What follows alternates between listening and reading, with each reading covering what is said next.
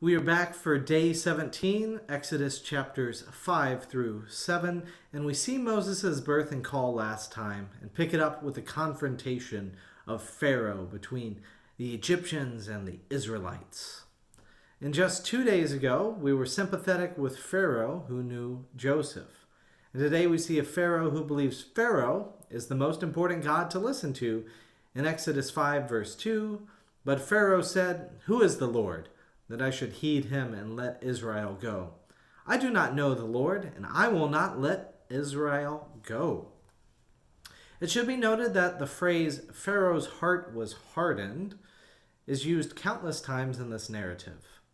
This phrase reveals God is the agent hardening Pharaoh's heart and using this back and forth battle to reveal God's supremacy. Additionally, this phrase shows Pharaoh is not interested in giving up power or showing pity as his daughter did originally to Moses. Moses and Aaron ask to worship God. And Pharaoh says it is an excuse to get out of work and seeks to punish them in Exodus 5 verse 7. "You shall no longer give the people straw to make bricks. As before, let them go and gather straw for themselves. But you shall require of them the same quantity of bricks as they had made previously. Do not diminish it, for they are lazy. And this is why they cry, 'Let us go and offer sacrifice to our God.'" The Israelites plead with Pharaoh to no reason and mark their first complaint against their new leader in Moses. Moses then cries out to God asking in Exodus 5 verse 22, "Why did you ever send me? Since I first came to Pharaoh to speak in your name, he has mistreated this people, and you have done nothing at all to deliver your people." Wow, an accusation against God. God then recounts the story of Genesis and the covenant promises made to Abraham, Isaac, and Jacob, and the promise to deliver God's people. So in Exodus 6 verse 6, "Say therefore to the Israelites, I am the God, and I am the Lord, and you will free you from the burdens of the Egyptians and deliver you from slavery to them. I will redeem you with an outstretched arm and the mighty axe of judgment. I will take you as my people, and I will be your God. You shall know that I am the Lord your God, who has freed you from the burdens of the Egyptians." And in verse 9, Moses told this to the Israelites, but they would not listen to Moses because of their broken spirit and their cruel slavery. So Moses becomes disheartened, yet God insists in verse 13. "Thus the Lord spoke to Moses and Aaron and gave them orders regarding the Israelites and Pharaoh, king of Egypt, charging them to free the Israelites from the land of Egypt."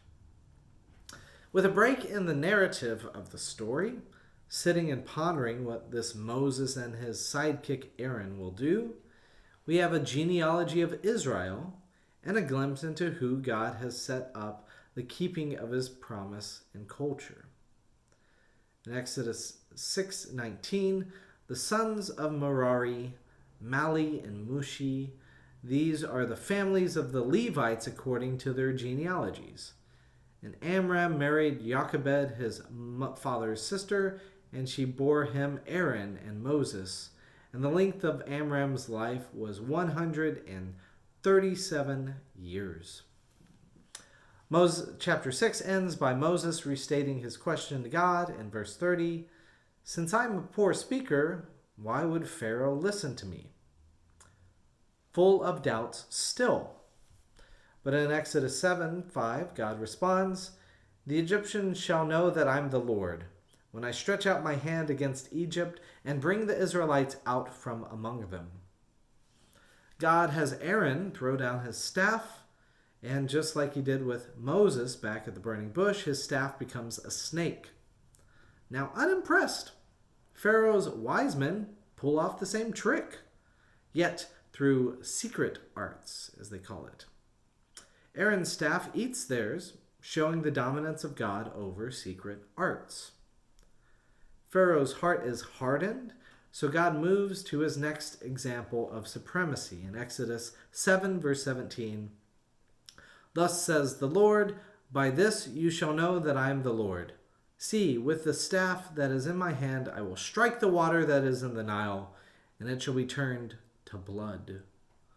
The fish of the river shall die, and the river itself shall stink, and the Egyptians shall be unable to drink from the Nile. Moses and Aaron enact this divine display of power, which again the magicians of the Pharaoh perform similarly. Pharaoh is not impressed. I'm going to say that a lot. In Exodus 7:23, Pharaoh turned and went to his house.